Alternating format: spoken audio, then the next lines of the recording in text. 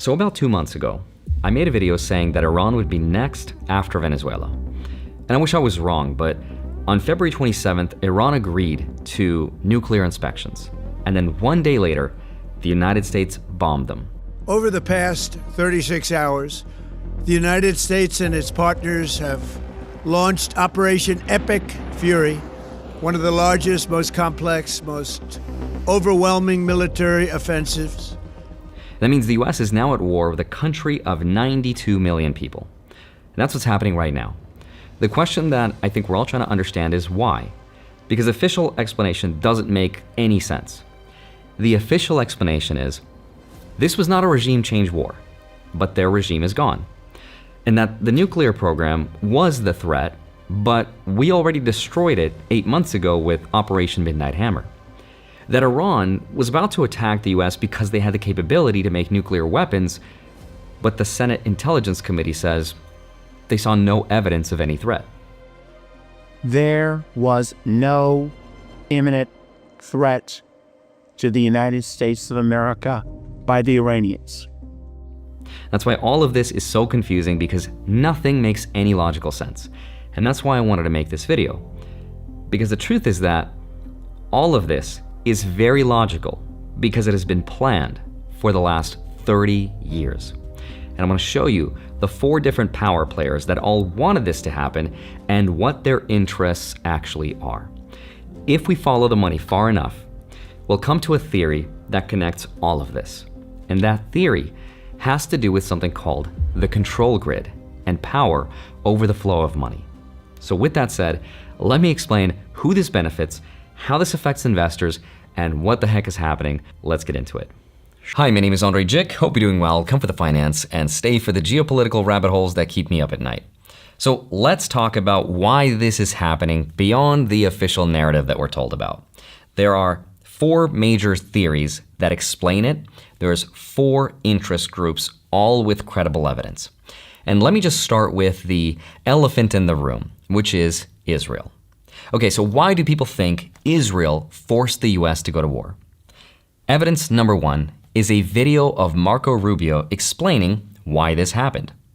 We knew that there was going to be an Israeli action. We knew that that would precipitate an attack against American forces. And we knew that if we didn't preemptively go after them before they launched those attacks, we would suffer higher casualties and perhaps even higher those killed. So Marco told Congress, we knew there was going to be an Israeli action, so we struck preemptively. He's saying Israel was going to do this no matter what. And once Israel hit Iran, Iran was going to retaliate against the US by attacking US military bases. And because Israel made this inevitable choice, the US was forced into it as a preemptive action. Now, another piece of evidence is an incredible interview with a former CIA officer, John Kiriakou. I'll leave a link down below to the podcast, but John claims that Israel essentially gave the US an ultimatum. His words, Israel said to the US, bomb Iran's nuclear facilities or we will use our own weapons to do it. The reason, though, I'm told, that Donald Trump decided to bomb Iran was that the Israelis said for the first time, if you don't bomb Iran to take out these deep bunkers, we're going to use nuclear weapons. And they had never threatened that before. And so Trump said, bombing Iran might actually save us from the start of World War III if it keeps the Israelis from using nuclear weapons. That's the whole reason behind Operation Midnight Hammer, the initial strikes against Iran, which was to prevent World War III or an all-out nuclear war from starting, right? Now, Israel has never officially acknowledged having nuclear weapons, but a lot of experts believe they do, even though they've never said it. So if John Kiriakou's source is accurate, Israel threatened to use weapons it has never admitted to having, which forced the United States into a war to prevent a potentially much bigger one involving nuclear weapons from starting. That's a huge claim. It hasn't been independently verified, but it does have a lot of credible evidence. Now, even if we discount him and we don't believe him, the third piece of evidence comes from the source, from Prime Minister Benjamin Netanyahu, who has been pushing for an attack and a regime change in Iran since the mid-1990s. The deadline for attaining this goal is getting extremely close. And Iran, by the way, is also outpacing Iraq in the development of ballistic missile systems that they hope will reach the eastern seaboard of the United States within 15 years. By next spring, at most, by next summer, at current enrichment rates, they will have finished. From there, it's only a few months, possibly a few weeks. The foremost sponsor of global terrorism could be weeks away from having enough enriched uranium for an entire arsenal of nuclear weapons. That would place a militant Islamic terror regime weeks away from having the fissile material for an entire arsenal of nuclear bombs. If not stopped, Iran could produce a nuclear weapon in a very short time. It could be a year, it could be within a few months, less than a year. So if you've been paying attention at all, this has been the project for 30 years. This was the goal, and it happened. So that's power player number one. Israel wanted Iran's regime gone, and they got it with American firepower, American service members, and American money. And in the grand context of power, who does this benefit? It benefits the military-industrial complex, which some people call the neocons. Right, that's power player number one. The second theory is even more interesting. But before we continue, this video is brought to you by Tello Mobile. If you've been paying $50, $60, or $80 a month for your phone plan, you should hear this. Tello's unlimited plan is $25 a month. That's it. You get unlimited talk, unlimited text, 50 gigs of high-speed data, 10 gigs of hotspot, and you're running on 5G on America's largest network. There's no contract, no hidden fees, no call list to cancel nonsense. You bring your own phone, you keep your own phone number, and you build the plan exactly the way you want it. They even include free stuff that other carriers charge extra for, like Wi-Fi calling, international calls to over 60 countries, eSIM support, and international roaming. Now, personally, I'm skeptical of everything, but Tello has over 14,000 reviews on Trustpilot with a 4.6 rating, which is basically unheard of for a phone carrier. So if you want to stop overpaying for wireless, check out Tello at the link in my description down below. Thank you, Tello, for sponsoring this segment, and now let's get back to it. Now let's talk about the second theory, which says the reason why all of this is happening has all to do with China. Because the number one goal of the United States right now is to destabilize the rise of China's economy. How do we know this? We know this because this was documented in the Monroe Doctrine, like the Monroe Doctrine, but Donald Trump's version. The way to disrupt China's economy and get leverage is, for example, cutting China off the cheap oil they were getting from Venezuela and the cheap silver they were getting from Latin America, and now the cheap oil they were getting from Iran. This is where something called the Strait of Hormuz comes in. There's this body of water between Iran and the Arabian Peninsula called the Strait of Hormuz. It's very narrow, but about a quarter of the world's supply of oil passes through this tiny little point. And as of right now, it's shut down. Traffic has dropped 70%. There's over 150 ships just sitting there waiting. And insurance companies have suspended their coverage, which is basically a financial kill switch. Because if you can't get insurance, they can't ship their oil to places like China. So as a result, oil has gone up in price. And analysts are saying if this close lasts more than a couple weeks, we could see $100 or higher for a barrel of oil. Gas prices at the pump are also projected to go up 10 to 30 cents a gallon in the short term. That's the optimistic scenario. Now hold on. How does this benefit the US? This benefits the US because this hurts Iran. What hurts Iran hurts China because China buys a lot of Iranian oil. So from a sovereign powers perspective, right? So from the perspective of the United States, this is a strategic win because it makes China more dependent on US oil. And if the US can control the supplies of oil around the world, that is leverage. Now, obviously, US oil companies will also benefit. ExxonMobil, Chevron, ConocoPhillips. Their costs will stay the same, but the price of what they're selling is going up. Every dollar increase in crude oil translates to higher profit margins for them, aka those companies make more money. But this also benefits the dollar because oil is still priced in dollars.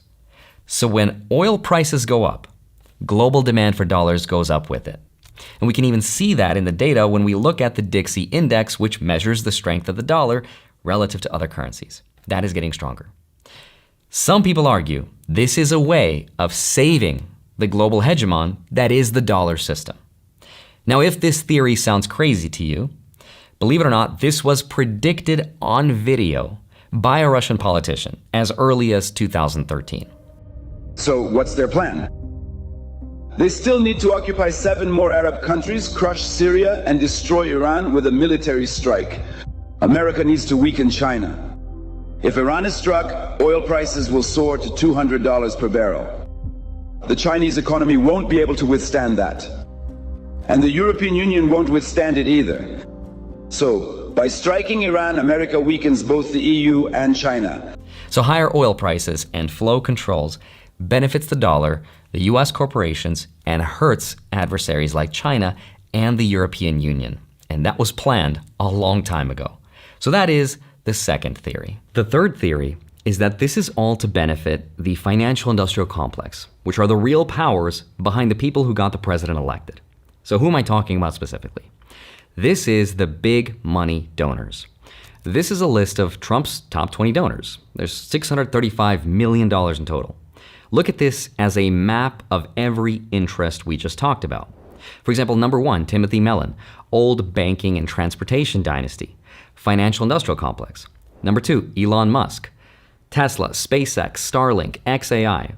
His companies hold billions and billions in Pentagon contracts, and his AI company just entered a program to build autonomous drone swarms for the military. That's the technological industrial complex and the military industrial complex in one person. There's number 3, Miriam Adelson.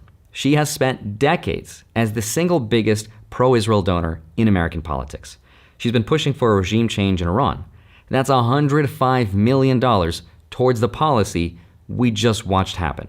Right? Number 7, Ike Perlmutter, former chairman of Marvel, served on Trump's informal defense advisory council. There's number 9, Robert Bigelow, Bigelow Aerospace, Defense and Space. Right? These are military industrial complex adjacent donors. There's number 10, Kelsey Warren, runs Energy Transfer Partners, one of the biggest oil and gas pipeline companies in the country. Higher oil prices from a Hormuz shutdown go straight to his bottom line. That's the oil interest, right? Number 15, Howard Lutnick, indirect ties to Cantor Fitzgerald, has huge interests in Tether and whose company allegedly bet against the tariff policy while advising the president on the same policies, right? He's now the Commerce Secretary. There's number 16, Paul Singer, runs one of the most powerful hedge funds on earth. His fund's most recent public filings show hundreds of millions of dollars in defense and energy index funds, which all went up the moment the strikes started. So here we have tech, defense, right? Oil, finance, Israel, every interest group that is represented here. This is their return on investment, and this is only what we know publicly. Now, some people also believe this has all been prearranged, right? Like the deal was made a while ago, and what we're watching on TV and social media is all just theater. Now, if you assume for a moment that this is true, maybe it is, maybe it isn't, I don't know. But if it's true then, why bomb a whole country? If this was pre-negotiated, why just not do it peacefully? And the answer, from the military-industrial complex perspective, is that this operation was a live product demonstration. What does that mean? It means every weapon system just got used, right? B-2 bombers, Tomahawk cruise missiles, F-22s, F-35s. This has all been shown on every news network and social media in the world. You could not buy this kind of advertising.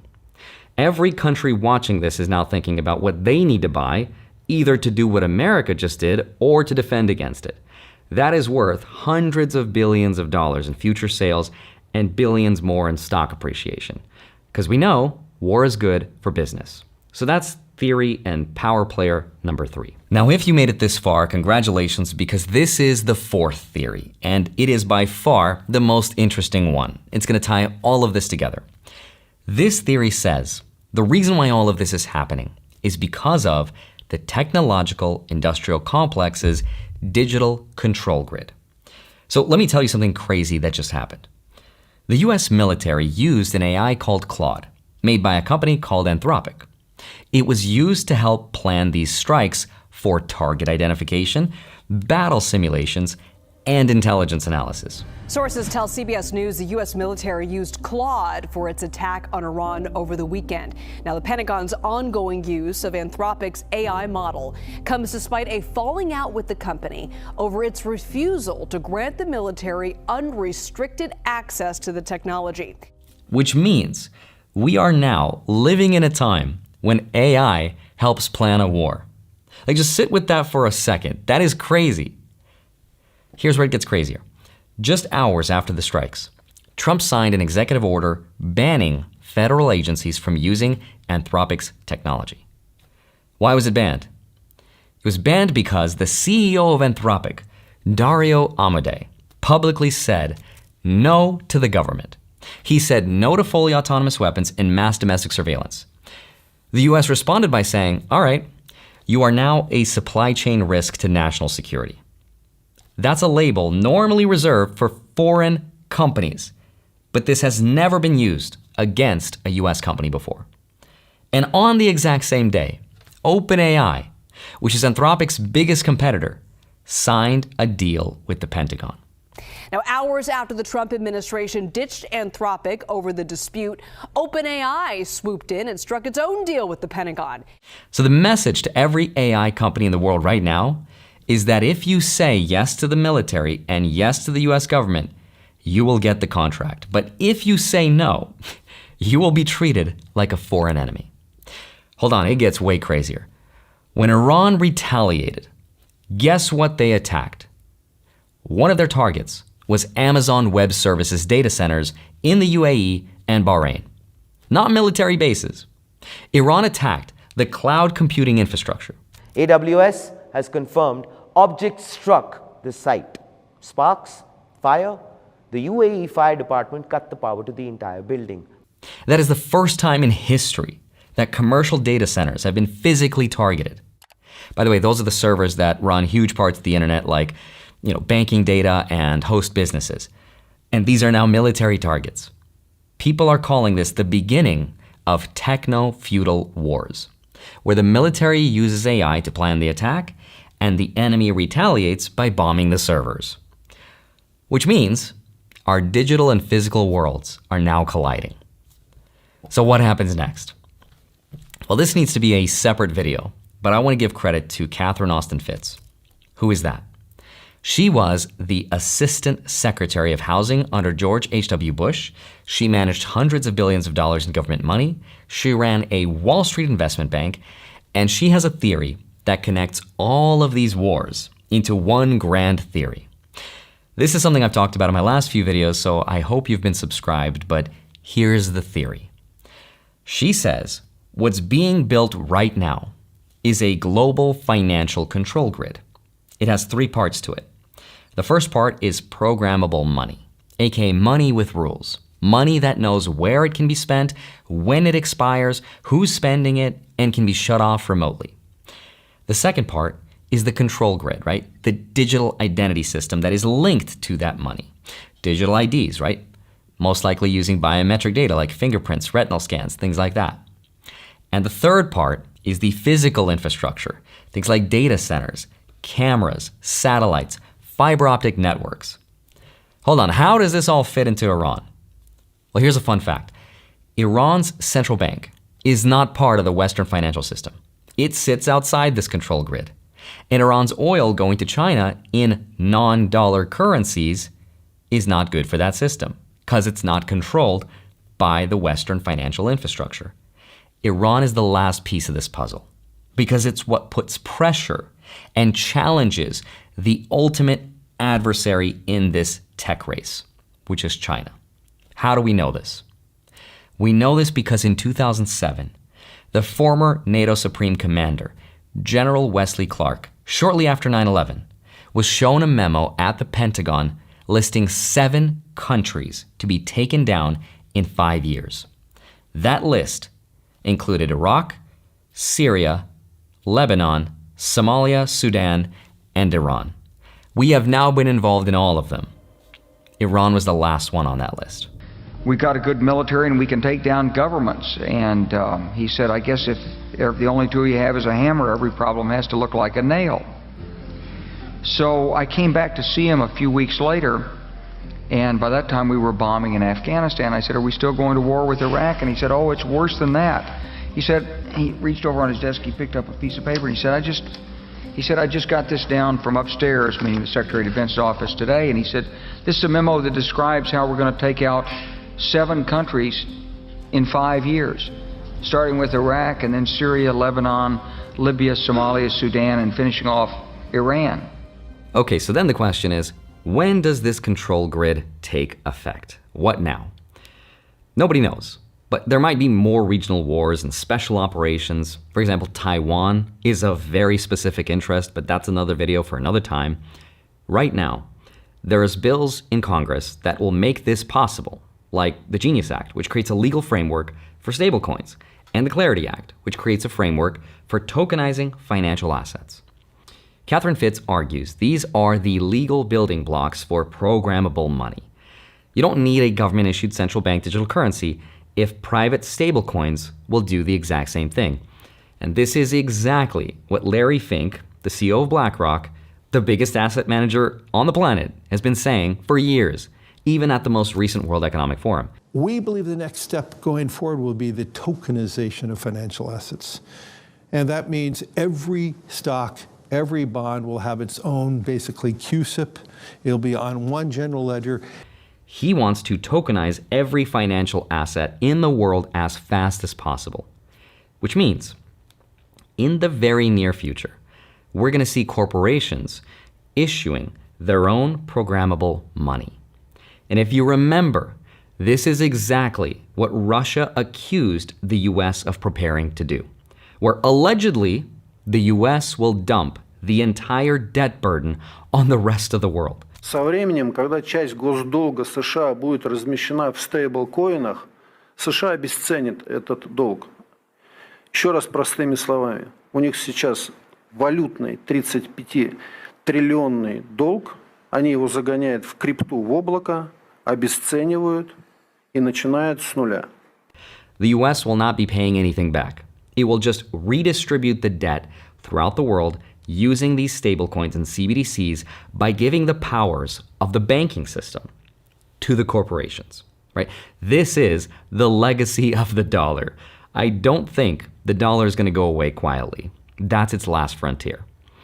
In the meantime, I'd love to hear your thoughts and theories on what you think is happening and how you're investing. If you want to see my portfolio, you can go to fundvest.com and sign up to track your own investments as well as mine. But as always, I hope you have a wonderful rest of your day. Smash the like button, subscribe if you haven't already. I'd love to see you back here next week. I'll see you soon. Bye-bye.